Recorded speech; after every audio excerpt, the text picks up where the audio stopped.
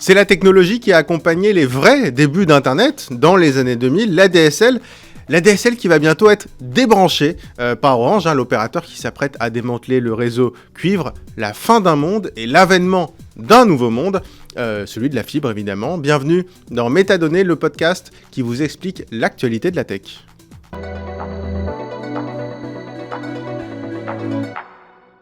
Bonjour Alexandre Archambault.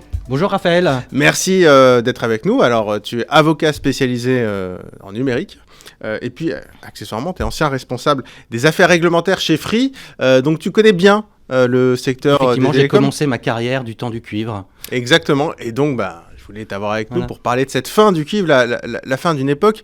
Alors, on parle beaucoup de la DSL, il y a aussi le vieux, ce qu'on appelle le RTC, le réseau téléphonique. Mais concrètement, ce cuivre, quand on parle du cuivre, du réseau cuivre, on parle de quoi ?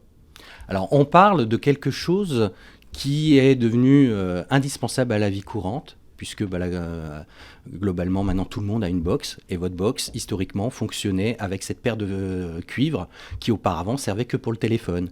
Et dans les années 90, à l'heure où, effectivement, les réseaux télécoms se disaient « Mais comment il y a le câble qui arrive, qui envoie des nouveaux services ?» Nous aussi, comment on peut faire pour que cette technologie, qui était quand même assez ancienne, on puisse un peu concurrencer ces nouveaux services. Et il y a des gens qui se sont dit « Mais voilà, en augmentant les fréquences, on est en mesure de faire autre chose que du téléphone. On peut envoyer de la vidéo et aussi des technologies Internet. » Et c'est pour ça que grâce aux box, ça a eu un immense succès. Et c'est devenu du coup, effectivement, la France est un des pays les mieux équipés en termes d'Internet, et ce qu'on appelle le triple play, donc la télévision dans les foyers. Télévision, téléphone et Internet. Ouais, c'est ça. Bon, ça, c'est l'ancien de chez Free aussi qui parle. Non, mais et que donc du coup, on a un service qui est indispensable non seulement à l'abonné, mais à l'ensemble de son foyer. Moi, je me souviens, c'est vrai que dans les années 2000, début 2000, quand on est passé des vieux modèles, alors moi j'avais le modèle en Ray, on l'appelait Aremanta, c'est ça, ce modem, et qu'on est passé à la DSL. On est passé dans une autre dimension, en termes de rapidité. Oui, en termes de rapidité, puis aussi en termes de libération des usages. C'est oublier qu'avant l'Internet, on était plafonné soit à un volume horaire, c'est-à-dire que dès lors qu'on passait un certain nombre de quotas d'heures, c'était hors de prix, ou on était plafonné à un certain volume de données, ce qui est d'ailleurs encore le cas dans certains pays, notamment en Belgique, les offres Internet ont des quotas. Nous, en France, effectivement, on a libéré les usages collectivement. Alors, effectivement, Free a peut-être été précurseur, mais ça a été suivi par tout le monde, et c'est ça qui est fabuleux, c'est l'apport de la concurrence. C'est-à-dire qu'on libère des usages pour un pays, et donc on en fait un facteur de compétitivité, à tel point que c'est devenu maintenant un service aussi courant que l'énergie, l'électricité, l'eau, etc. Oui, c'est vrai que moi, j'ai vécu à Montréal et je me souviens que même en fixe, on était limité. Alors oui, c'est quand même aussi la fin d'une très vieille histoire. Alors on va revenir ensuite justement sur vraiment ce que signifie ce démantèlement et sur comment ça va s'échelonner, parce qu'évidemment Orange, qui est donc l'opérateur historique qui gère ce réseau, Orange ne va pas débrancher demain le cuivre et donc ne va pas débrancher demain les vieux téléphones et les box ADSL qui représentent encore à peu près 35% des abonnés, 65% c'est du cuivre. Mais c'est vrai que c'est une très très vieille histoire, le cuivre. Je crois que ça date quand même de la fin du 19e siècle. Oui, exactement, c'est ça. C'est encore une nouvelle fois cette technologie qui est issue du secteur privé. Parce que vous savez pourquoi le téléphone a été inventé. Encore une nouvelle fois, c'est un accident de l'histoire. Au départ, le téléphone, c'était quelqu'un qui s'était dit, mais ça permettra aux gens d'écouter des pièces d'opéra depuis chez eux. Puis quand ils ont vu que les gens, en écoutant l'opéra, discutaient entre eux, ils se sont dit, mais finalement, ça peut permettre aux gens de discuter entre eux. Ouais. Et c'est comme ça qu'en fait, finalement, on a une technologie qui avait été inventée plutôt pour la diffusion. C'était du streaming, C'était du streaming avant l'heure. Mais finalement, on s'est dit, ça peut servir. On a trouvé en fait la killer application, ce qui permettait effectivement aux gens de pouvoir faire ce qu'on appelle des communications interpersonnelles de façon beaucoup plus rapide et efficace que le courrier et les télégrammes. Et effectivement, ça a pris un petit peu de temps parce que ça a été sous l'initiative privée au départ. Et puis bon, il y avait plusieurs raisons, un peu comme pour le ferroviaire qui était en parallèle. Il y avait des concurrents sur le réseau. En fait, c'était des réseaux locaux et au bout d'un moment, quand on a une technologie qui vise à être universelle, il faut quand même un petit peu essayer de trouver un langage commun. Ouais. Et donc, c'est devenu un monopole au départ privé, puis après qui a été racheté par l'État. Mais d'emblée déjà avec une logique d'exploitation privée. C'est-à-dire certes effectivement une propriété publique à la fin du 19e, mais déjà avec un fonctionnement privé. Donc c'était les premiers opérateurs en fait. Ouais, tout à fait. C'est-à-dire que la croyance répandue, on dit oui, ce sont nos impôts qui ont financé ça. Non, de tout temps, en tout cas depuis les années 20, quand on a essayé de remettre de l'ordre là-dedans, c'est un réseau qui n'a pas eu 1 euro d'argent public c'était uniquement par les recettes d'exploitation, quelques subventions des collectivités, etc. Il a fallu augmenter la zone d'emprise, je pense notamment aux zones rurales. Mais globalement, à peu près à 80%, c'est un financement privé. Oui, parce que là, on parle de déploiement de la fibre, et c'est vrai, on a l'impression que c'est très long. Parce que la fibre, quand on n'a pas la fibre, c'est frustrant. Comme il y a quelques années, c'est vrai que avant d'avoir la DSL, voilà, on voyait une différence. Mais le cuivre, ça a été un développement qui a duré. Ça a été titanesque. C'est très très long. On a tendance à oublier que la dernière commune française qui a été raccordée au téléphone donc sur le cuivre, ça a été en 1996. Oui, donc effectivement, on peut dire que c'était le siècle dernier, mais vu de notre échelle, c'est quand même quasi hier. Et donc c'est oublié que c'est un chantier qui est titanesque. C'est un chantier qui est titanesque et que globalement, c'est que par l'effort collectif, la conjonction des initiatives privées et publiques, on y arrivera. Et c'est vrai que globalement, on va réussir à faire collectivement en 25 ans ce que l'administration, avec des prérogatives de puissance publique, certes avec des méthodes privées, mais avec des prérogatives de puissance publique, aura mis un siècle à faire. Quand tu dis prérogatives de puissance publique, c'est qu'ils pouvaient imposer en fait des choses pour... Mais là aussi, ceci dit, sur la fibre... c'est une politique d'infrastructure publique. Donc on aimerait bien. Un maire ne peut pas s'opposer, au même titre qu'un maire n'a pas le droit de s'opposer à une antenne 5G. Un maire, j'imagine, ne peut pas s'opposer au déploiement de la cuivre, du cuivre, pardon. Alors oui, effectivement. De la fibre, pardon. Sur le papier, oui, un maire ne peut pas, mais il trouve toujours des moyens de ralentir. Et nous avons des zones, typiquement, effectivement, les litiges qu'Orange rencontre en Vendée ou des villes comme Orléans. En fait, c'est une nouvelle fois, la France est le pays des injonctions contradictoires. Tout le monde veut du réseau, tout le monde veut effectivement du mobile, mais à condition que l'antenne soit chez le voisin. Pour les fibres, c'est pareil. Il y a des endroits où effectivement il faut remettre des poteaux. Pourquoi ? Parce qu'en fait, la portée de la fibre est plus fragile que le cuivre. Et donc, du coup, il y a des endroits où il faut mettre des poteaux intermédiaires. À quoi ça sert de mettre de la fibre si elle va casser ? Donc, on a des zones, notamment en Vendée ou à Orléans, où vous avez des maires qui ont pris des arrêtés en disant non, finalement, vous ne mettez pas les poteaux. Et donc, ça veut dire, si on ne peut pas avoir de poteaux pour poser de la fibre, c'est des abonnés qu'on ne peut pas regarder. Alors que du temps du téléphone, quand bien même il y avait des maires qui disaient je veux pas de poteaux, le préfet passait en disant mais non, c'est un objectif d'intérêt général, donc quoi qu'il arrive, l'administration va poser ses poteaux, et si un propriétaire refusait, l'administration pouvait, avec l'autorisation du préfet, rentrer pour poser une ligne téléphonique. Et donc, quelque part, on en faisait un droit garanti, notamment pour les locataires, lorsqu'ils étaient confrontés à des refus de propriétaires, en disant « oui, ça va dégrader mon logement ». Là, ça passait. Là, sur la fibre, on n'y est pas du tout. Et notamment, les petits aléas qu'on rencontre sont, en grande partie, c'est ce qu'on appelle un petit peu ces irritants. C'est-à-dire que globalement, d'un point de vue macro, on est quand même sur un chantier qui fonctionne relativement bien. C'est-à-dire qu'on arrive à peu près... On est le pays qui a livré le plus possible d'accès fibre d'un point de vue macro, mais on est d'accord, il reste quand même ce qu'on appelle la queue de production, et la queue de production est confrontée à ces irritants, c'est-à-dire des refus de copropriété, des maires qui disent oui, je veux de la fibre, mais ça serait bien que ça soit enterré. Oui, mais ça se fait pas facilement. Pourquoi est-ce qu'on parle de la fibre ? Parce qu'en fait, c'est le corollaire, forcément. Si on met fin au cuivre, il faut qu'il y ait de la fibre, il faut qu'il y ait une autre solution, et une solution d'avenir, parce que il y a, tu le disais, il y a une partie des communes qui ralentissent peut-être le déploiement de la fibre, même si maintenant on est à des chiffres, on est donc à 80%, je crois plus de 80% des foyers qui sont entre guillemets...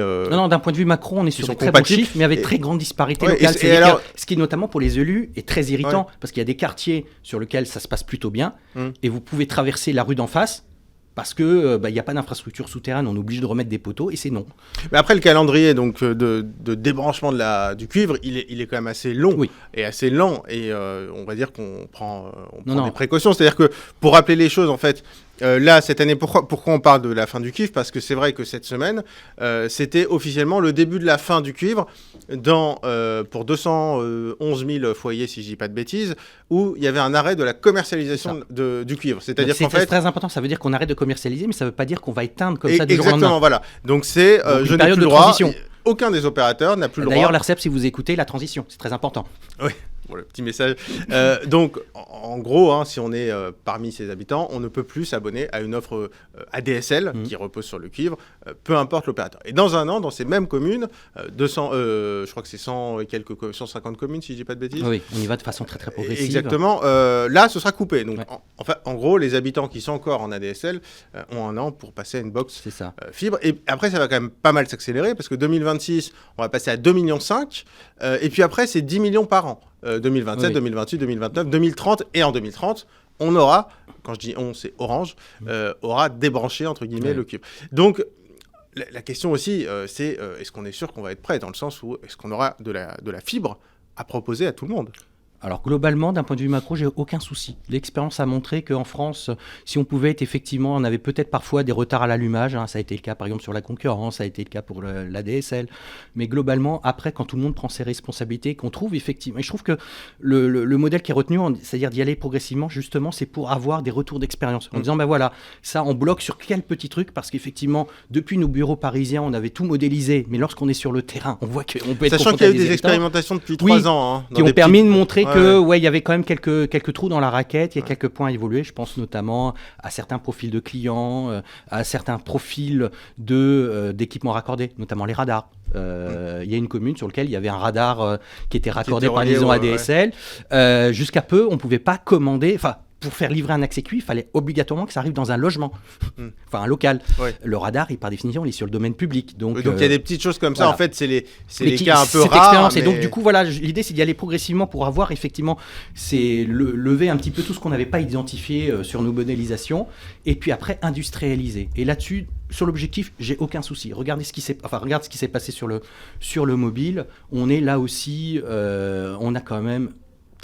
on est un des pays avec notamment les Scandinaves, mais sauf que les Scandinaves, eux, avaient cette logique d'aménagement du territoire beaucoup plus cohérente que nous.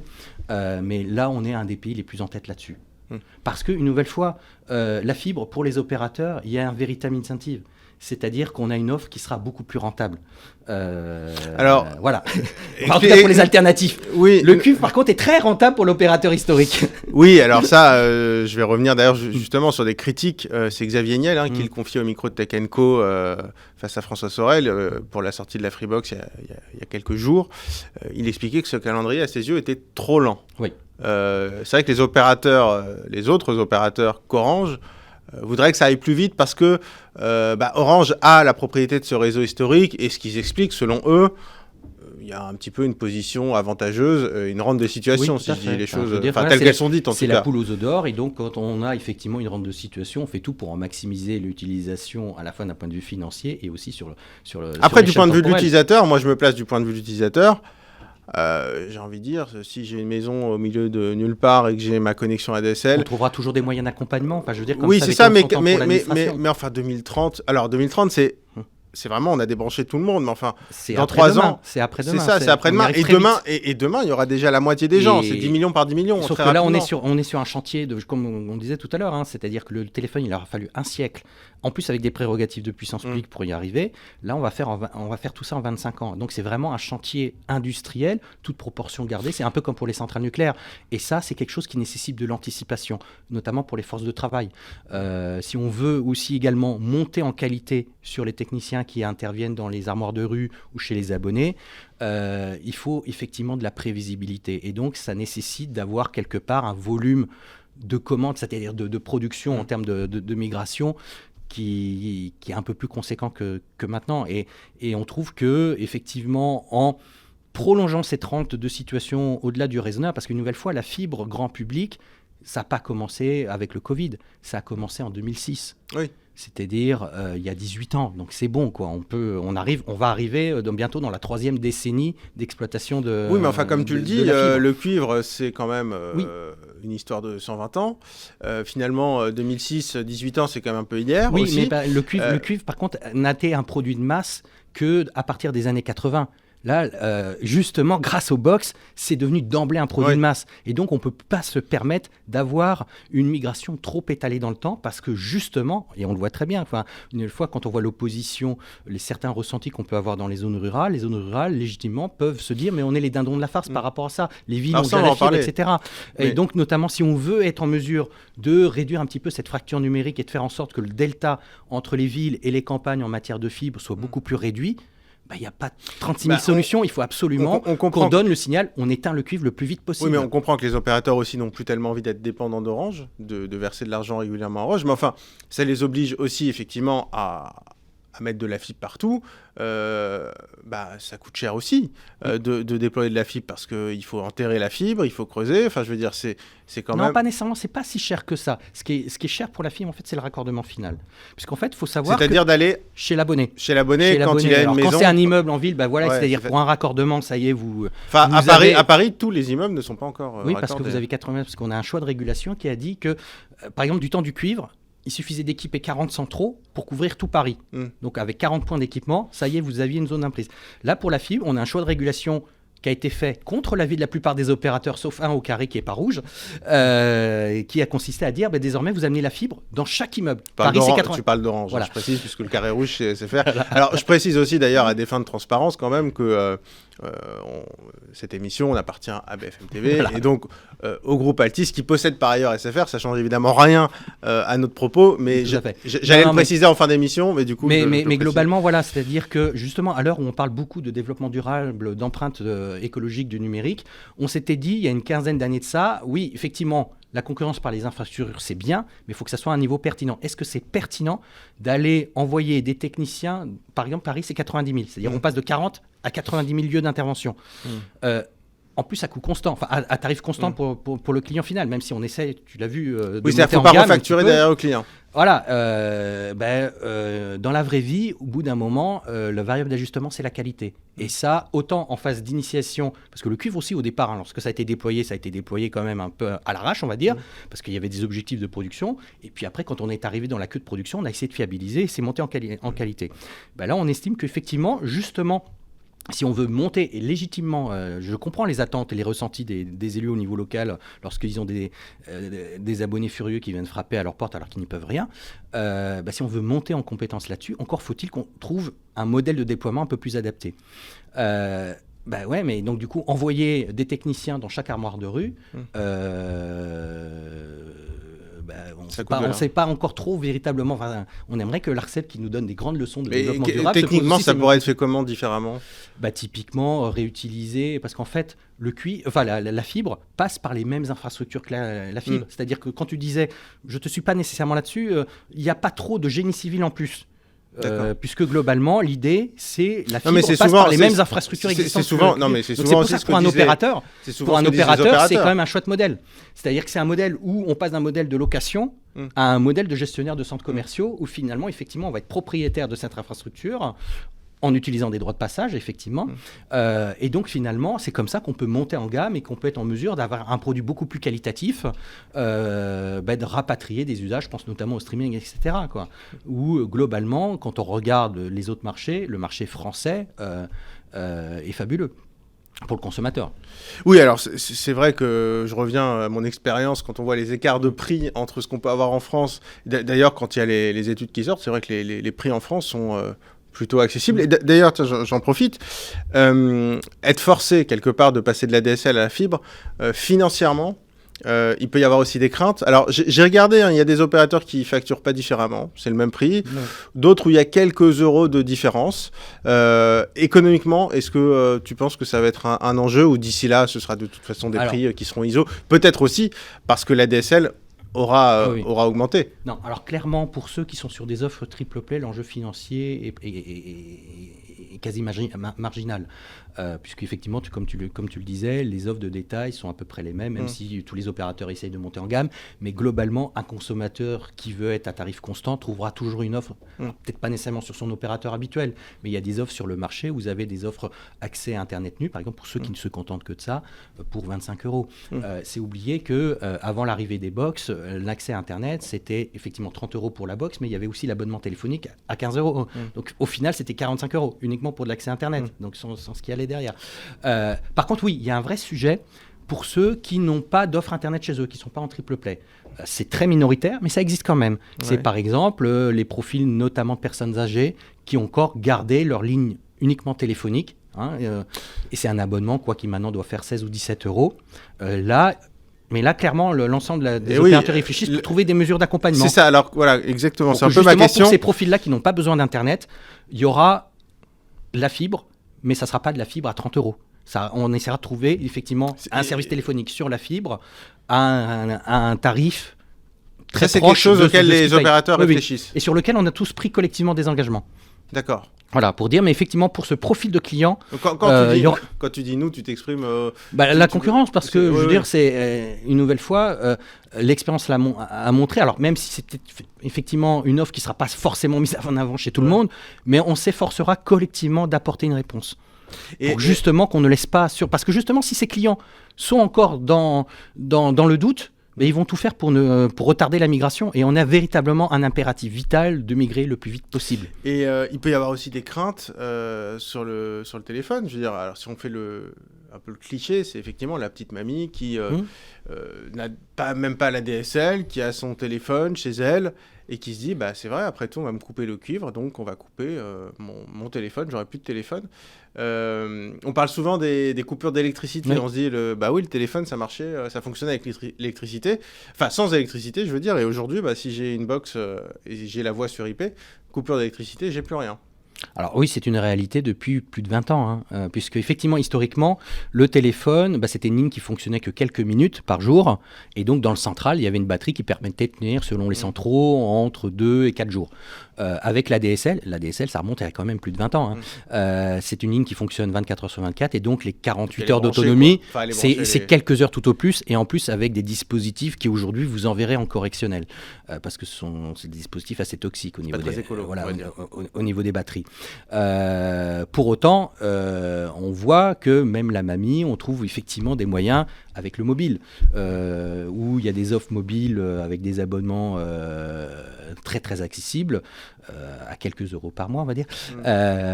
Non, mais voilà, on trouve effectivement des mesures d'accompagnement. Et donc cette histoire de résilience, c'était un peu un faux problème, parce que aussi également du temps du téléphone, c'est quand même très rare. Enfin, il fallait qu'on ait un combiné qui date des années 70. Et globalement, même si ça a encore le cas chez certains abonnés, mais ça se compte véritablement en quelques millièmes. Les téléphones fixes aujourd'hui, ils ont besoin d'électricité pour fonctionner. En fait, ça fait référence au... Enfin, moi, j'ai eu ça quand j'étais petit, d'ailleurs. C'est les téléphones où il y a la petite roulette. Mais à partir du moment où il y a un cadran numérique... donc finalement, ça change plus. Oui, donc c'est une réalité qui est plus tellement celle d'aujourd'hui, ça. Aussi, une nouvelle fois, l'éco-conception est au cœur des préoccupations de l'ensemble des opérateurs. Ils travaillent pour justement faire en sorte qu'il y ait un petit socle, notamment si on veut convaincre ces profils qui, une fois, leurs préoccupations sont parfaitement légitimes, c'est à la collectivité des opérateurs d'intégrer ces besoins-là. Et alors, est-ce que une fois qu'il n'y aura plus de cuivre, on aura par exemple une sorte de droit à la fibre? Est-ce qu'on pourra exiger, je sais pas, moi j'ai une maison qui est un peu excentrée par exemple, je sais pas où, dans la Creuse, peu importe, pour donner un exemple, est-ce que j'aurai un droit à la fibre, un droit au raccordement, parce que ça coûte cher? Oui, alors oui, une nouvelle fois, ça dépend. Si ta question c'est un droit à la fibre pour 0 €, t'oublies. C'est une légende urbaine, c'est-à-dire que même du temps de l'administration, donc services publics, tout ce que vous voulez, etc., c'est fabuleux. L'administration, pour ce qu'on appelle les lignes à difficulté exceptionnelle de construction, était fondée à refacturer les coûts de construction. Mais oui, il y avait un droit à la fibre. Si je dois payer la tranchée qui doit être faite, ou même si c'est sur des poteaux, pour me raccorder à la fibre, ça va me coûter des milliers d'euros, j'imagine. Au même si titre que sur ça 3 coûte déjà, kilomètres, au même titre que ça coûte déjà une certaine somme si vous demandez, vous faites une division parcellaire sur un lot isolé et qu'il faut amener un deuxième compteur. Ou si jamais votre commune vote l'assainissement collectif et vient vous raccorder au tout à l'égout, hop, vous avez, sans votre mot à dire, un chèque à sortir. Donc ça veut dire que c'est un choix de vie. Et une nouvelle fois, les opérateurs, on pourra trouver des mesures d'accompagnement. Je comprends tout à fait que pour certains profils, ils se disent, mais c'est aussi, quelque part, c'est le bien immobilier qui prendra de la valeur en ayant raccordé. Voilà. Mais en même temps aussi, pour ces profils-là, notamment si ce sont des zones très isolées, on a des solutions de raccordement alternatives. Je pense notamment aux box 4G et 5G qui, à partir du moment où vous êtes relativement tout seul sur l'antenne, apportent des performances assez comparables à ce qu'on peut avoir avec la fibre bas de marché. Et demain, les solutions satellites qui ont fait d'immenses progrès. Oui, type Starlink. Ouais. Non, on peut imaginer que les opérateurs, ils travaillent déjà d'ailleurs avec Starlink dans certains pays, oui, tout à fait. Que demain, dans ces zones, quand je dis demain, donc c'est dans 3-4 ans, les zones où il n'y a plus de cuivre, où on a amené la fibre, alors jusqu'à l'antenne 5G déjà, ce qui est pas mal, ça permet d'avoir des box 5G qui fonctionnent plutôt bien quand on est effectivement au bon endroit, mais aussi d'avoir une offre Starlink, c'est-à-dire que on aura un panel d'offres différent. Il y aura un panel d'offres et puis aussi un modèle économique à trouver. Effectivement, les cas que tu évoques de financement du raccordement final, c'est une bombe à retardement qui représente, selon la Cour des comptes, 15 milliards d'euros. Et il faut bien que quelqu'un les paye. Enfin, voilà.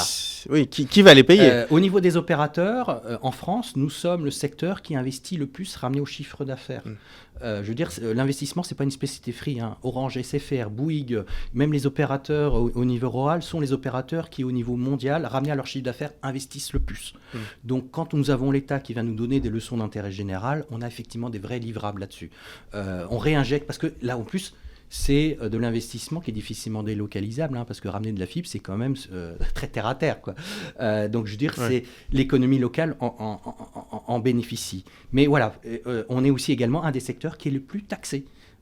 Pour financer la diversité culturelle, pour financer le contrôle parental. Enfin, je ne dis pas que les sujets ne sont pas légitimes, mais quand on met tout ça bout à bout, fait que si on vient nous dire en disant mais il y a encore 15 milliards d'euros à trouver, la réponse, c'est notamment pour ça. Pourquoi tous les opérateurs français, Free le premier a montré l'exemple, mais SFR aussi y réfléchit, pour qu'on sorte de la côte. Parce que justement, le message qui est donné aux investisseurs, c'est la rentabilité des opérateurs français, à cause de ces injonctions contradictoires, est un peu en retrait.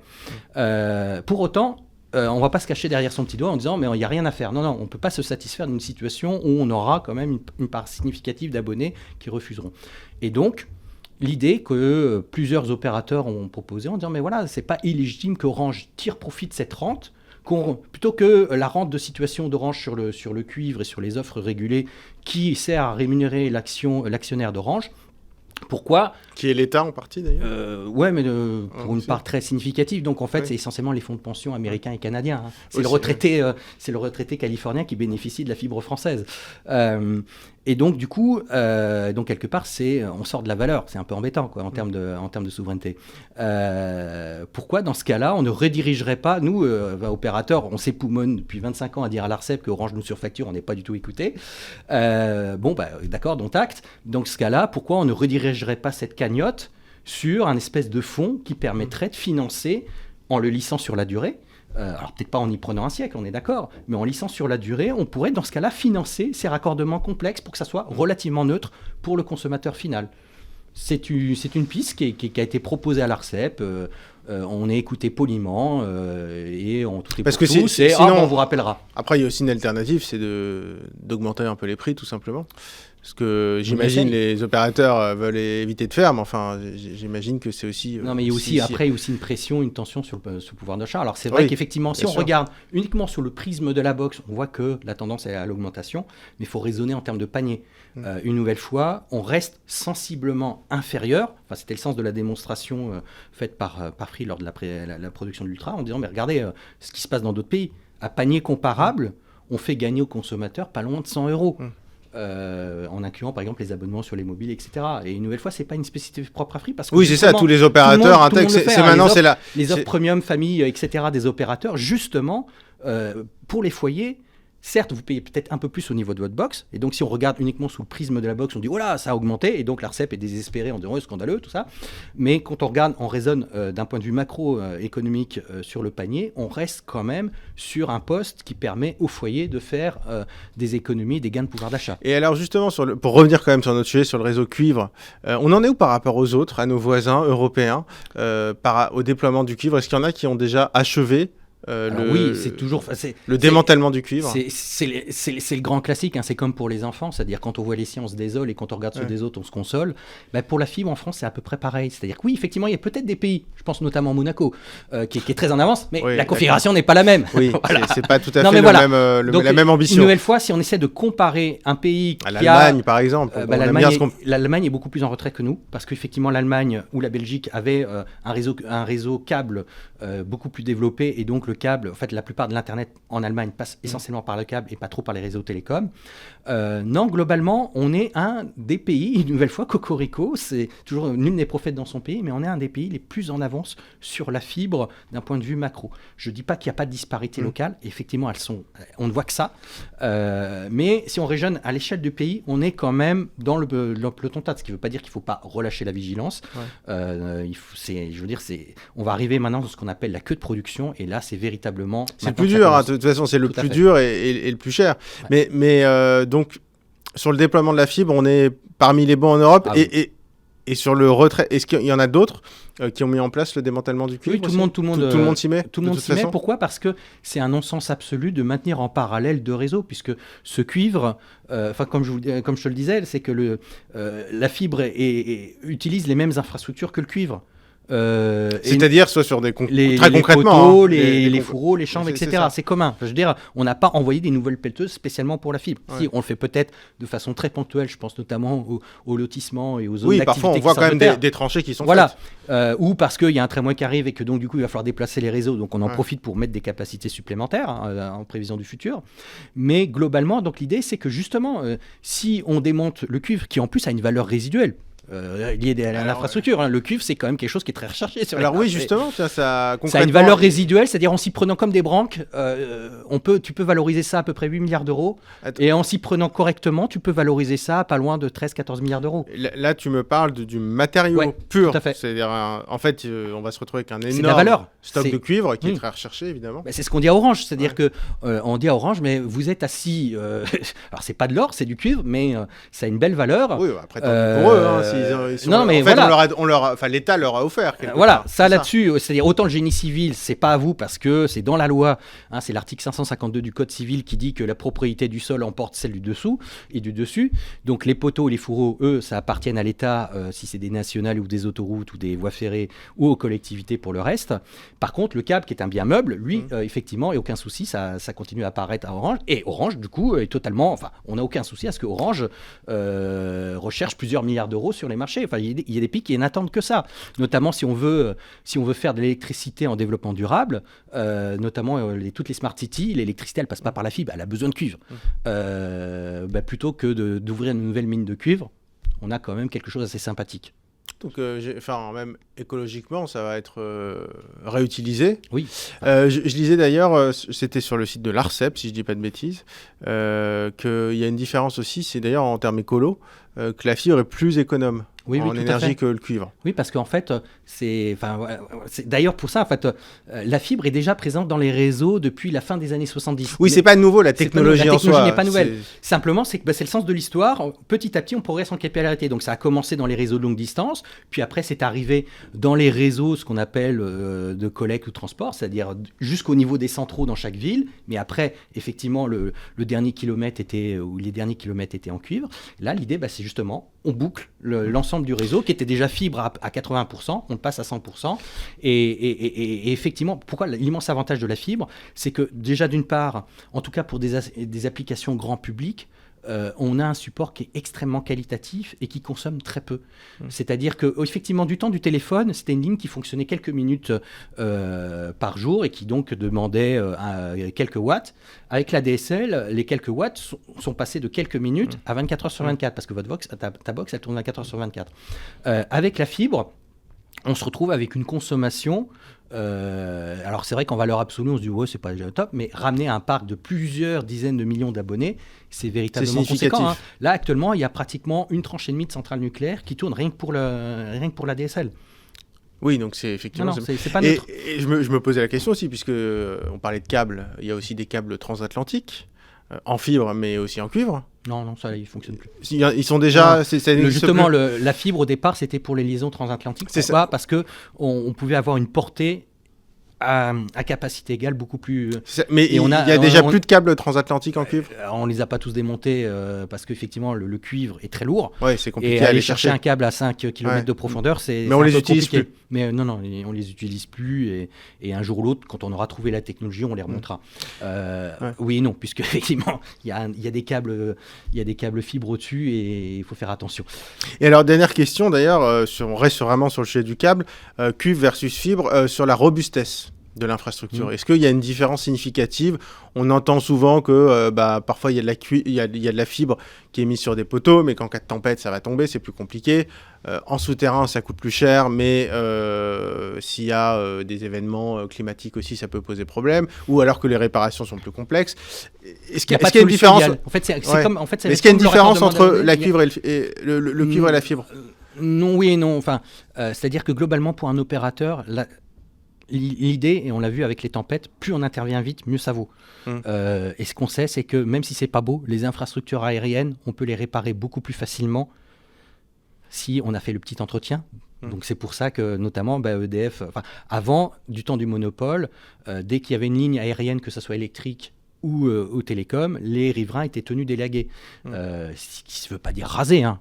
On pouvait maintenir là, mais simplement dès qu'il y avait une branche qui dépassait, c'était le jour où il y a une tempête, la branche, lorsqu'elle casse, elle arrache la ligne. Alors le cuivre, lui, effectivement, a des propriétés physiques qui fait qu'il est beaucoup plus souple et plus résilient que la fibre qui, elle, effectivement, a un support qui casse. Voilà. Donc c'est pour ça, notamment, je faisais tout à l'heure, je te parlais de quelques villes comme Orléans. Dans ces villes-là, on est obligé de rajouter des poteaux parce que la portée va être trop longue. Et si la portée est trop longue, ça risque de casser. Et puis la fibre, il faut vachement la protéger. Moi, je me souviens quand j'ai relié la fibre chez moi, je l'ai cassée. Hein. J'ai essayé de la brancher, je l'ai cassée. Et puis là aussi, on avance en marchant. C'est très bien. On a eu des injonctions il y a une dizaine d'années en disant ouais, il faut que la fibre, parce que ça quand même au départ, c'est un support qui sort de hauts fourneaux. Hein. C'est quand même du verre qu'on va fondre à très haute température. C'est quand même fragile. Voilà. Non, et puis en termes, c'est quand même assez électro-intensif cette histoire. Ah oui. Et puis avant, c'était des câbles qui étaient enroulés par du PVC, par du plastique, donc du pétrole. Donc on a essayé de trouver, comme pour les sacs de supermarché, on a trouvé des nouvelles matières biosourcées. Donc notamment, la plupart maintenant des nouveaux câbles fibre optique sont amidonnés. C'est un peu embêtant. Enfin, c'est pas trop gênant quand c'est en aérien. Ça peut donner faim à certains. Mais justement, quand c'est en souterrain, on a tous les rongeurs qui rappliquent et qui bouffent les câbles. Voilà. Donc une nouvelle fois, c'est un peu plus cher en maintenance. C'est-à-dire dans les zones dans lesquelles il y a pas mal de rongeurs, notamment en forêt, c'est peut-être contre-intuitif, mais mieux vaut qu'on reste en aérien. Alors oui, quand il y aura une tempête, le réseau sera par terre, mais si on entretient les parcelles forestières dans la durée, on pourra le rétablir beaucoup plus facilement. Oui, c'est-à-dire que c'est plus fragile, mais ça se répare plus facilement aussi. C'est ça. En fait, il n'y a pas de solution idéale et le risque zéro n'existera jamais. Ceux qui vous disent qu'on a un réseau qui tombera jamais en panne sont des menteurs. En tout cas, ne sont jamais sortis de leur bureau et n'ont jamais ouvert une chambre d'un réseau télécom. Écoute, merci beaucoup. C'est un plaisir. Merci d'être venu nous voir dans Métadonnées pour nous revenir un peu sur cet événement, enfin le début de la fin pour la DSL, pour le cuivre et le passage au tout fibre. Alors c'est prévu pour 2030, mais enfin ça commence dès cette année avec la fin de la commercialisation des offres ADSL dans certaines villes. Et s'il y a un message aussi qu'on peut donner, attention, effectivement, tout va se faire de façon transitoire, c'est-à-dire qu'on éteindra, pour un abonné, on éteindra le cuivre que si on est sûr qu'il a une solution de substitution. C'est-à-dire qu'on n'éteint pas d'abord le cuivre et on lui demande de basculer sur la fibre, on va toujours veiller à faire et au niveau local, alors d'ailleurs, vous pouvez aller voir sur des sites, alors il y a le site, il me semble, d'Orange d'ailleurs, où on a une carte interactive des villes, et puis il y a un site gouvernemental, je crois que c'est très haut débit, sur Google, vous tapez ça. Et puis pour les communes concernées, ça y est, elles vont mettre en place des espaces d'information, justement, pour accompagner et répondre aux questions de leurs administrés. Exactement. Voilà, vraiment l'idée qu'il faut retenir, c'est que ces abonnés-là vont pas se retrouver dans le noir, en tout cas sur les premiers. En tout cas, il y aura une campagne de sensibilisation et d'information. Merci beaucoup, Alexandre Archambault. Je rappelle, tu es avocat spécialisé en droit du numérique. C'est toi qui le dis. Et anciennement responsable des affaires réglementaires, notamment en charge du pôle Internet, ça peut servir, et cybersécurité chez Free. Merci d'être venu nous voir. À très bientôt. Merci de nous avoir suivis dans Métadonnées. Vous pouvez retrouver cet épisode sur toutes les plateformes de podcast, sur le site Tech & Co, sur YouTube également. Merci à vous et à très vite.